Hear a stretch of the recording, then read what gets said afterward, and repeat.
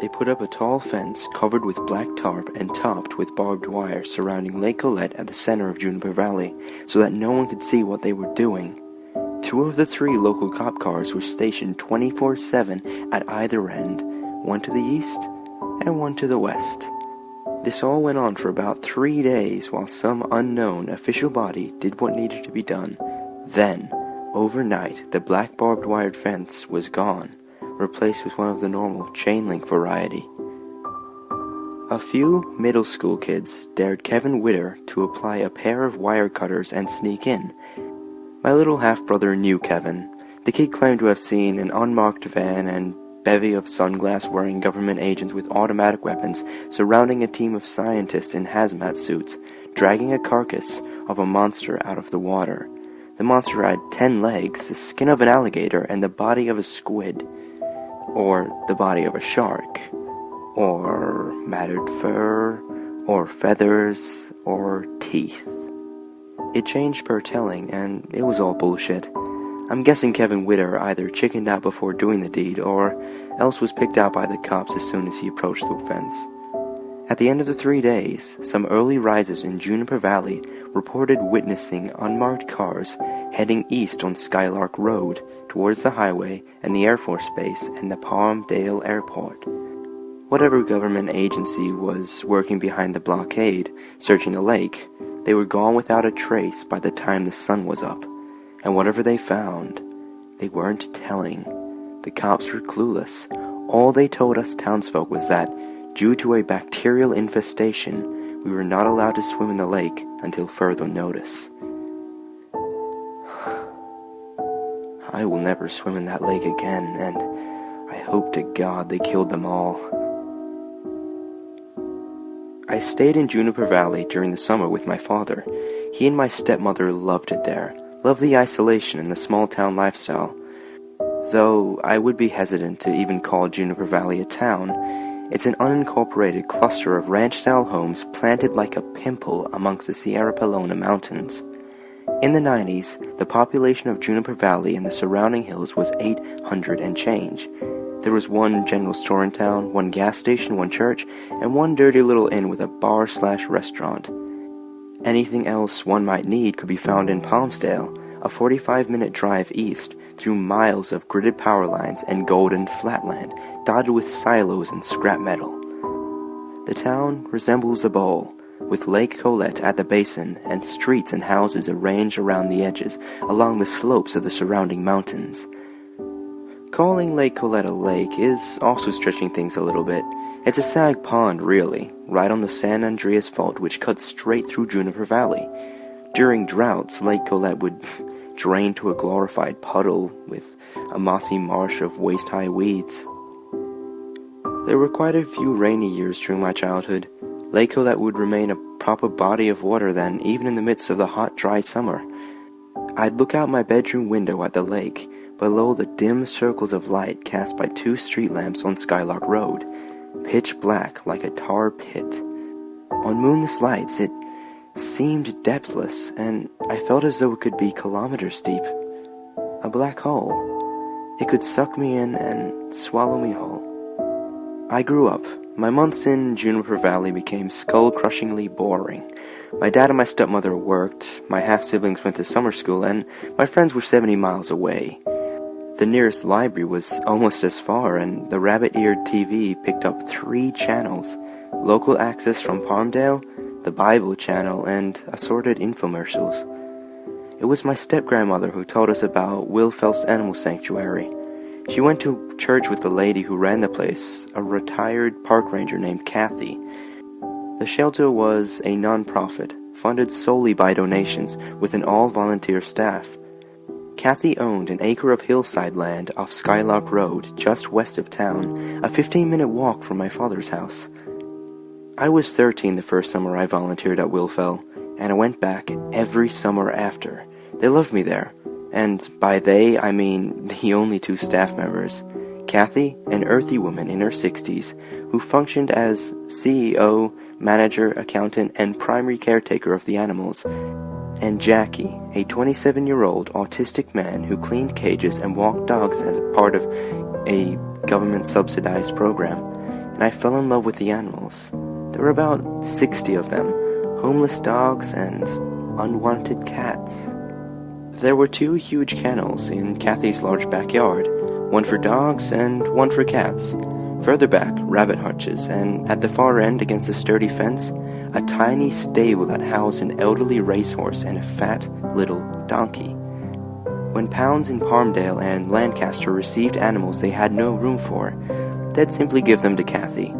She'd drive her rickety old windowless van east to the highway, then come back hours later with new furry charges.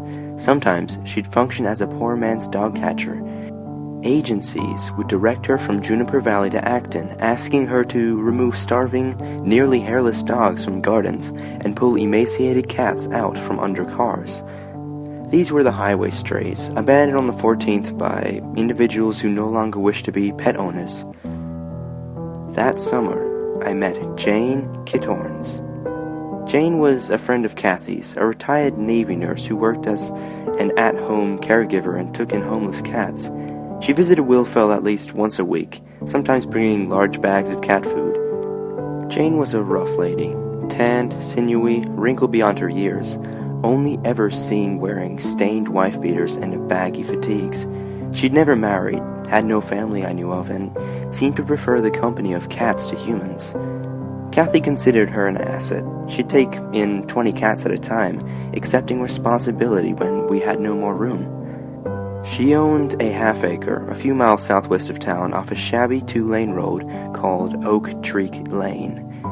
Oak Tree Lane snakes between gray-green hills before dead-ending deep in the Angeles National Forest. Rusting mailboxes stick out of the ground like flags at the head of dirty roads, leading to remote ranches and groves and campgrounds. Jane's cottage was at the end of one of these dirt roads, in a little clearing carpeted with knee-high weeds and prickly shrubs, surrounded on 3 sides by gently sloping hills. She'd take me there sometimes. There were cats almost everywhere. Cats inside and out, cats on the sofa, cats sitting atop Jane's washer, cats sunning themselves, stalking field mice, sleeping and fighting and screwing. I'd spend hours at Jane's house with her cats, helping her clean up and clean litter boxes, cuddling kittens from the occasional litter. Jane liked me, since she obviously felt little need for human companionship.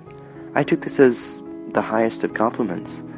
Every summer, on the first day I'd see her, Jane would break out into the biggest, brightest smile that Kathy swore she reserved only for me.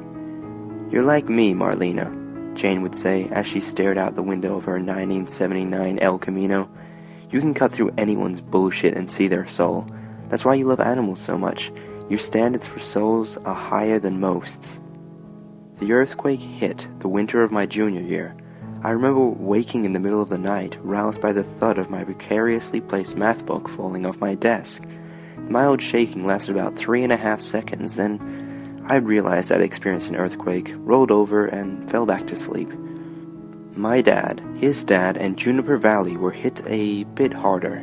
Positioned on the San Andreas Fault and closer to the epicenter, structural damage was rather extensive, and as the area was experiencing a rainy winter, rocky mudslides closed roads and isolated remote dwellings. The mess had been cleaned up by summer, but I noticed broken sandbag barricades and new violent cracks along Skylock Road. Lake Colette looked more robust than I'd ever seen it, but was surrounded by a chain-link fence. The water had taken on a greenish tinge and hosted islands of thick yellowish scum. For now, it was closed to the public. I returned to Kathy and Willfell's animal sanctuary with a driver's license this time, which secured me a new responsibility. Kathy's windowless van still hadn't broken down, but she was sick of driving it all over the valley, so she handed me the keys. I enjoyed it at first, rambling through Golden Plains, until I saw the boxy developments of Palmdale or Lancaster, rescuing filthy, unloved creatures from the clutches of abusive owners or uncaring bureaucracy. Jane Kittorns had all but disappeared. Her last nursing charge had passed away, and she was rarely seen in town, only at the general store, Kathy told me, and rarely. I think Kathy and I were the only people in Juniper Valley who noticed her absence. I missed Jane. I missed the way her face lit up when she saw me, and the warm summer afternoon spent in her backyard. I called her landline once. It had been disconnected. Soon, the cats started appearing. My third day back, I was sitting in Kathy's office when I received a phone call from a talkative old lady in town. There was a cat in her backyard.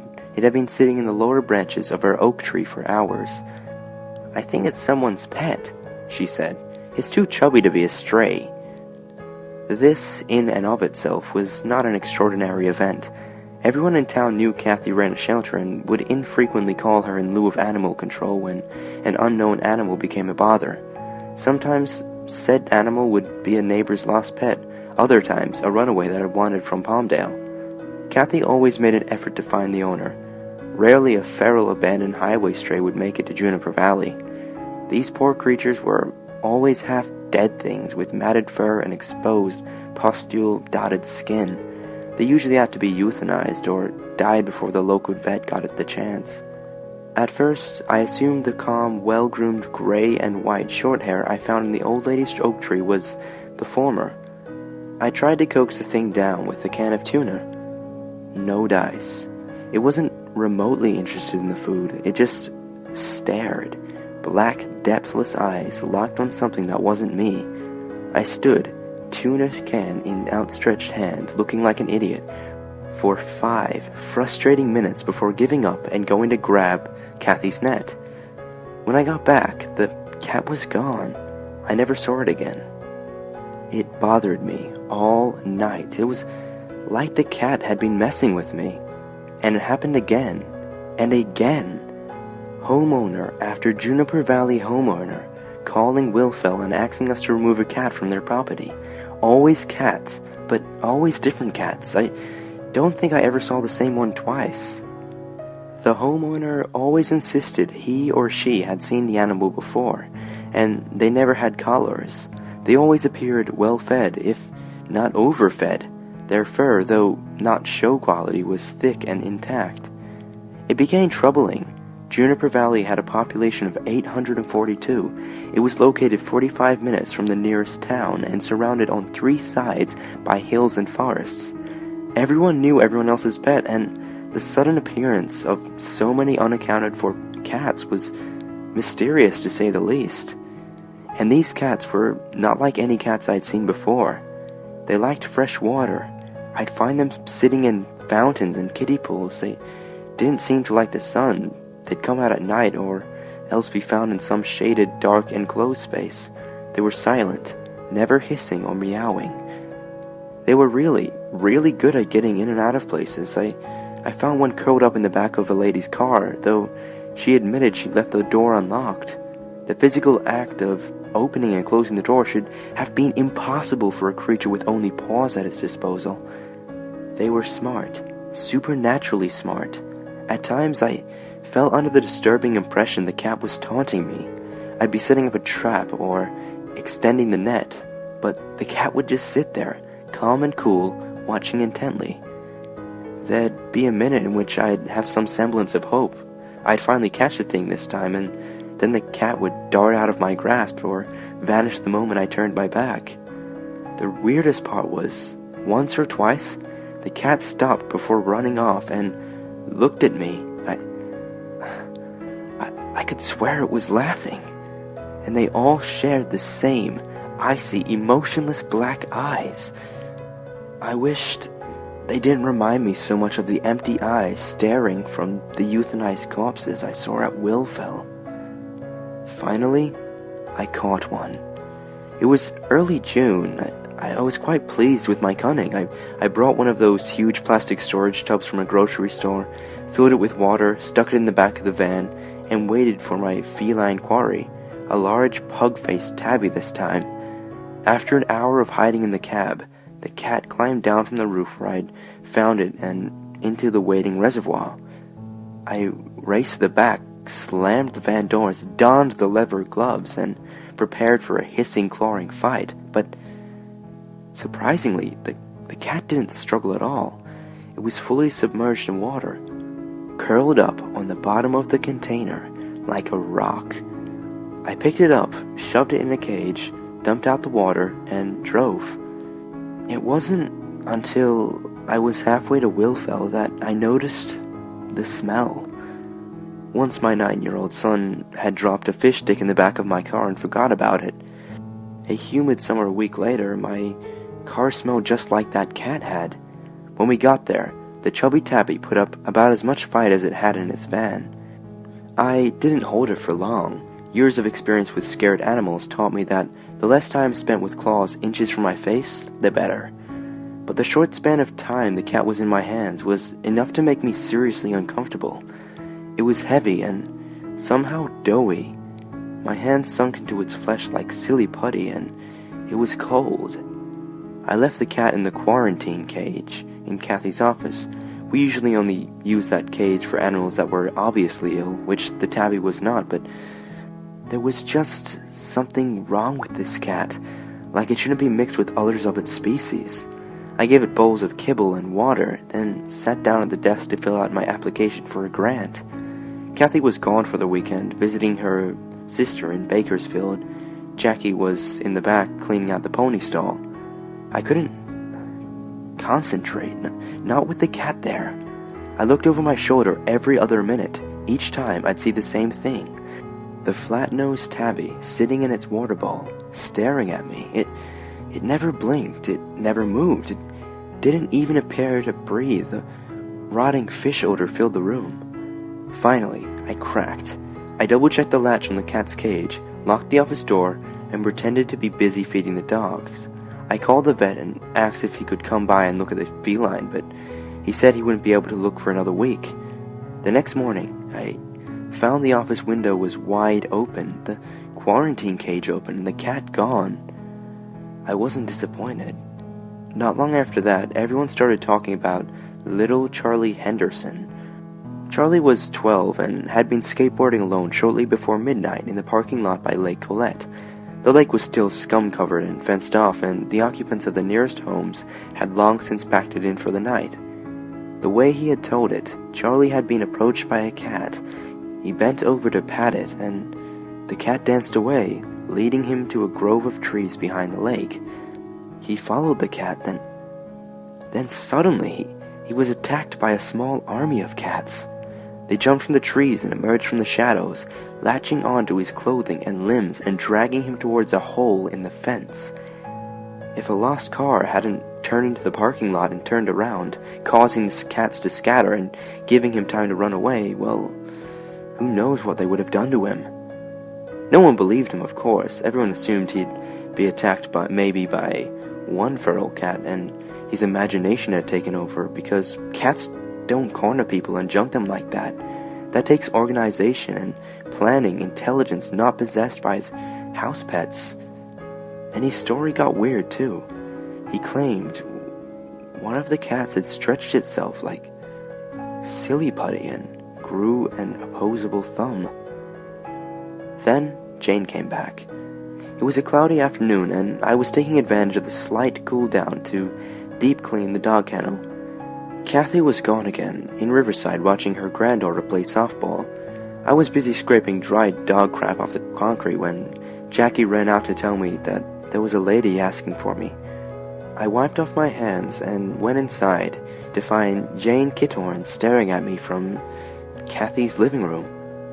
Jane had never been fastidious about her appearance, but if I hadn't known her so well, I would have assumed the gaunt, trembling figure in a stained wife-beater was a homeless woman.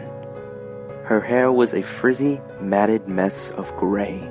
She looked unwashed. Her arms and chest were striped with lacerations of varying degrees of depths, in various stages of healing. And her eyes, which had once seemed to serve as a window to a rational, calculating mind, now allowed a glimpse into bloodshot insanity. "Jane," I said, What, are you okay?" She didn't smile. Do you have any?" she asked. I frowned. "Any what?" "Cats, Marlena," was the curt reply. "It's the cats. I need the cats. They've been wandering." I gave her what I hoped was a kind smile. "Okay, Jane, I can show you the cats, but Kathy said I'm not allowed to have any of them adopted without her around. That was a lie, but I wasn't about to pass Jane custody of a pet rock, let alone a living, breathing creature. She was obviously not in the physical, emotional, or mental state to care for anything, not even herself. I walked out to the cat kennel. As expected, a small herd of dogs ran towards Jane to sniff her and beg for attention. Then, about 3 feet from Jane, the dogs stopped. They sniffed the air, whined, and loped off in all directions. Not a single one got any nearer. Jane looked over at the cat seriously, then sighed in disappointment. She shook her head, turned around, and paced back to Kathy's house. "You haven't caught any?" she said. What are you talking about?" I asked. She glared, looking through me. She could cut through anyone's bullshit and see their soul. "You know what I mean, Marlena. My cats. Call me if you catch one. There's so many of them now, and they're getting bigger." With that, she walked out the door. She stopped and she turned around. "And Marlena, watch the lake." I spent the rest of the day in a daze. I'd been wondering where the weird cats came from. They didn't belong to anyone in Juniper Valley, and it was hard to believe that they had all migrated from Palmdale. Jane took in homeless cats. Maybe they were hers. I didn't know how they would have any food, water, and shelter to wander for miles along an isolated road and into a neighborhood, but it was at least a possibility. That night, following a tangled motivation I couldn't put into words, I borrowed my father's car and drove to a parking lot by Lake Colette, where Charlie Henderson had supposedly been attacked. I pulled up to the fence, turned off my car, let my eyes adjust to the darkness. I obeyed Jane. I watched the lake. I hadn't sat for 10 minutes before I saw movement, a black shape creeping out of the shadows and approaching the water's edge. More movement against a clump of trees to my right. Cautiously and quietly, I opened my car door and stepped out. I shut the door gently and tiptoed towards the fence. A large, black cat waded in the dirty lake. Its paws were inundated. It kept going on. A subtle creak. I came closer until I was grasping the metal links of the fence, and I felt a quiver under my finger. I looked to my right and saw them. 2 more cats. Huge cats. The biggest I'd ever seen. Cats climbing down the fence like monkeys, head first, completely vertical. One, then the other, jumped gracefully to the ground and stepped into the feeble light bleeding from the 2 street lights. One was yellow and the other a tabby. The first cat was almost completely submerged with the lightest gurgle. It ducked under the scum-covered waterline into a black hole, the toothed tar pit. The light, it wasn't good at all. It looked as though the second and third cats had flattened when they hit the ground, like Play-Doh thrown at a wall, and there was something going on about how they moved. They jiggled, their legs bent the wrong way, or maybe it was just the shitty lighting. Where was the black cat? It couldn't still be underwater. Ripples in the lake, small islands of yellow scum shifting in gentle waves. I didn't feel a breeze. There was something else in there. A cadence of nerves was triggered in my brain, forgotten but immediately recognizable like a song. I was scared of Lake Colette, scared like I had been as a child when the black water had seen from my bedroom window a depthless well. I ran to the car. I did a donut in the parking lot and sped home. The next morning was hot and bright, and under the cloudless sky, it all seemed ridiculous. I was letting the Charlie Henderson rumors get to me. I walked past Lake Colette on my way to Willfell. I went right up to the fence. Nothing seemed out of the ordinary. No cats in sight. A light breeze ruffled the water. I breathed in and gagged. It smelled like rotting fish mixed with McDonald's dumpster. It smelled like the pug-faced tabby I'd caught. Cats don't like water. Cats don't swim. I'd spent nearly half a decade surrounded by cats, and the cats I'd been chasing around yards and spying on the night before weren't cats. smell, the way that tabby I'd caught had felt when I held it, bloated and puffy-like. Cold. Those cats didn't purr or meow. They didn't eat.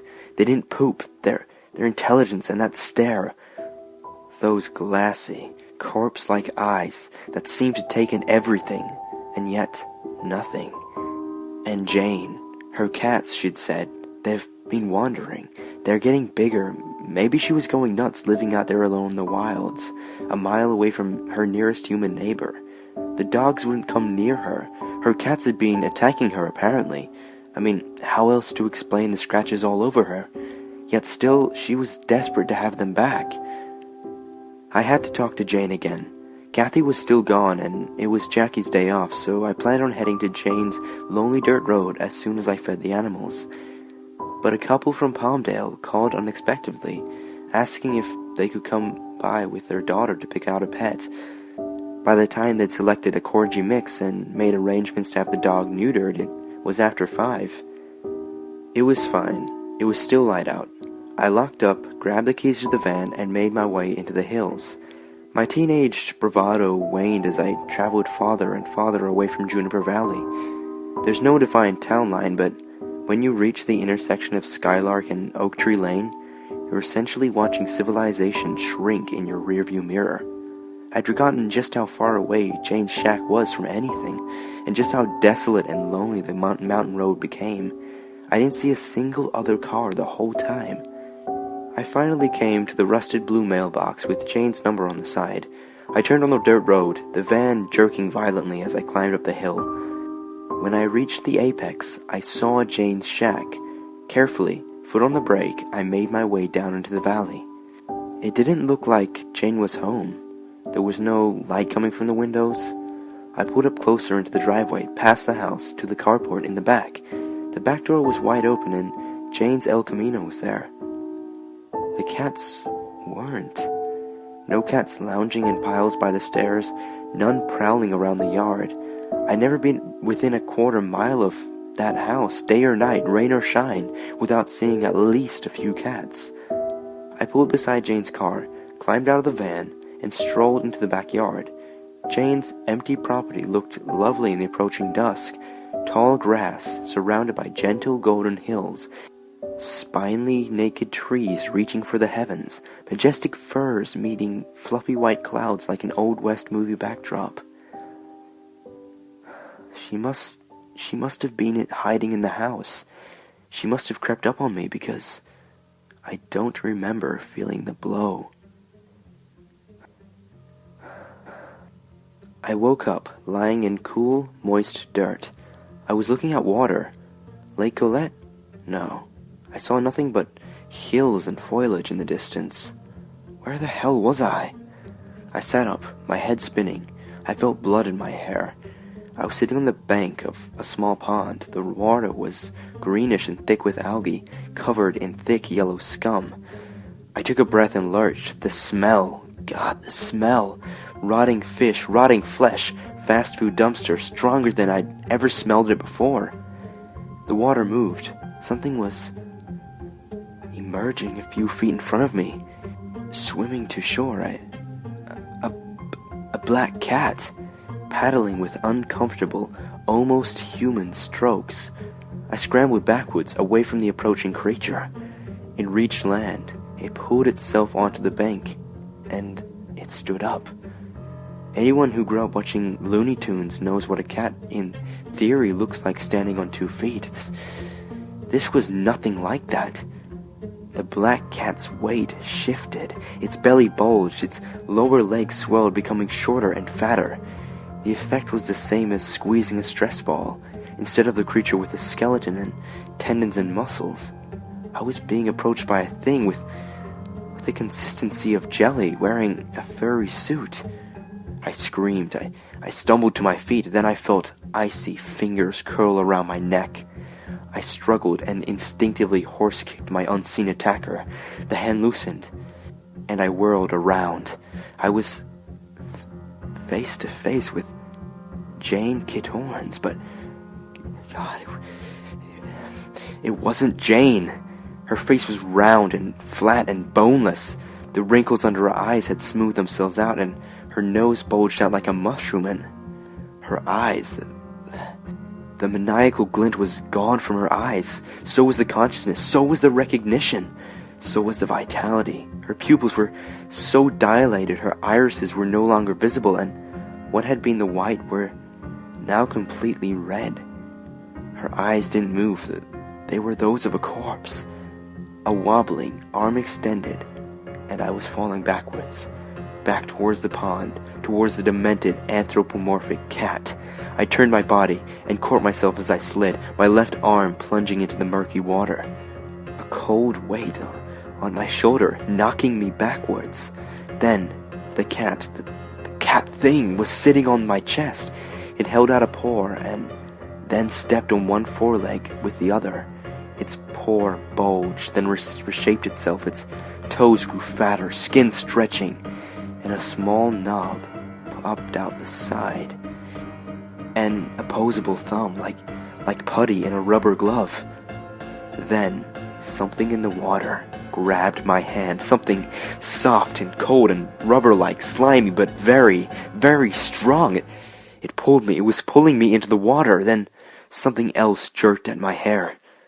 Jane stood over me, smiling. She bent down, hands outstretched, pudgy, bloated hands attached to rope-like arms that jiggled and curled and changed shape.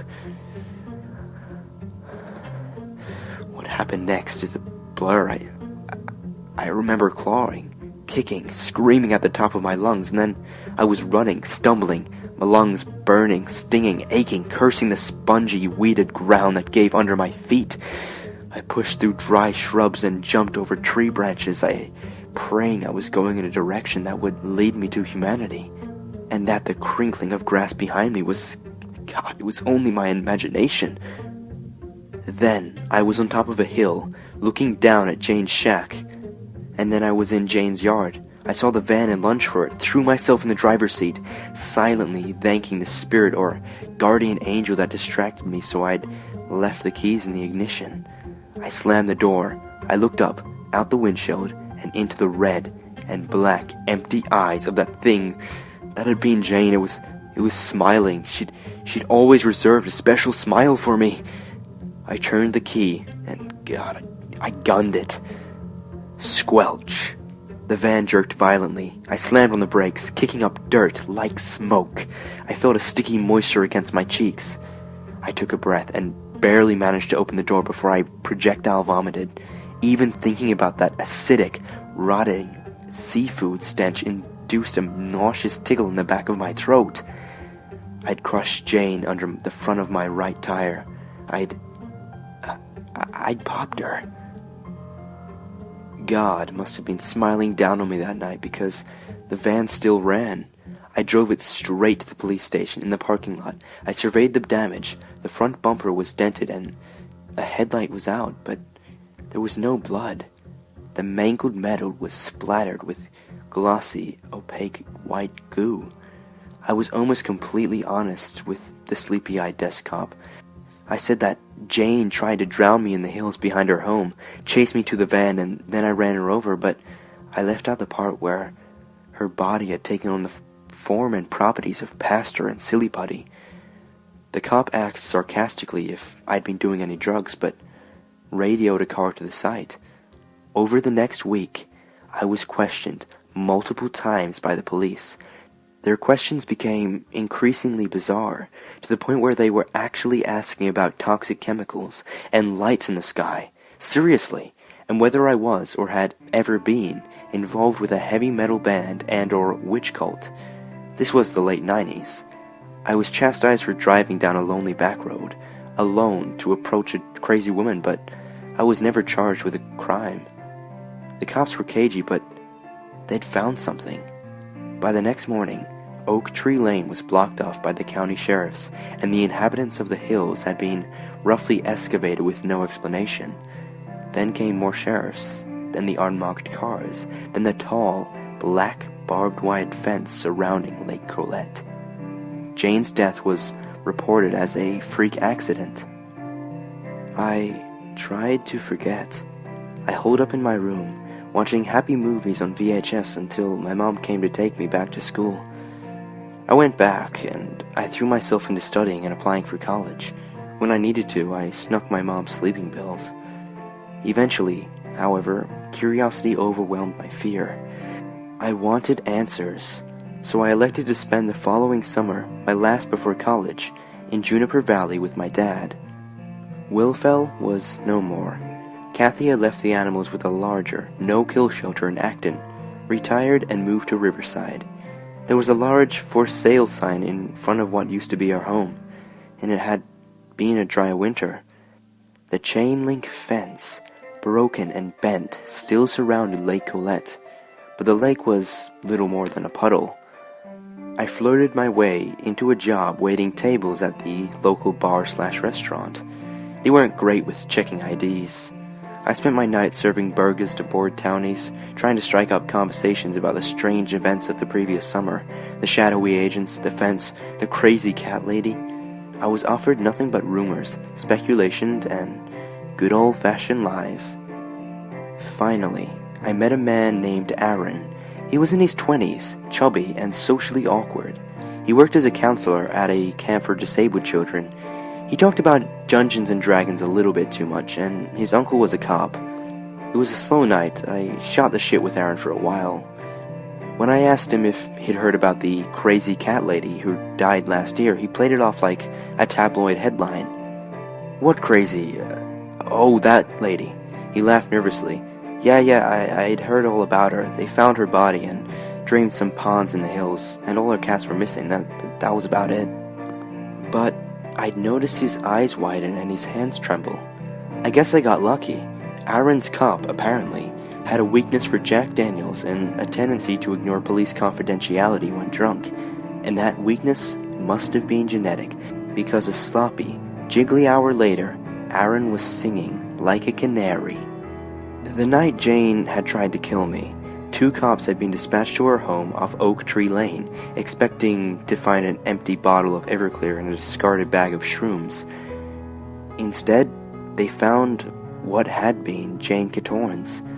Pieces of her were scattered across the ground like debris.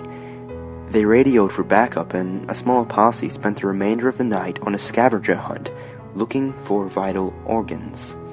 They found skin, plenty of skin. The piece that once covered her back was folded up in a torn white tank top. Her bones and organs seemed strangely melted, as though pulled from a vat of acid, or digested.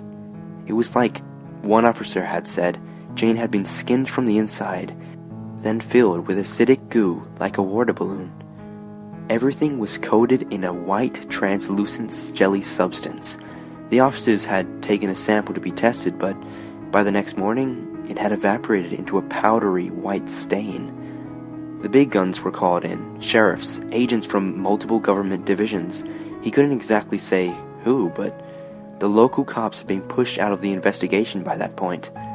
He had heard that, upon searching Jane's property, they found an axe, multiple firearms, boxes of ammo, and 10 cats' skins buried 1.5 feet deep in the backyard, mostly with their heads detached, and all coats in the familiar white powder.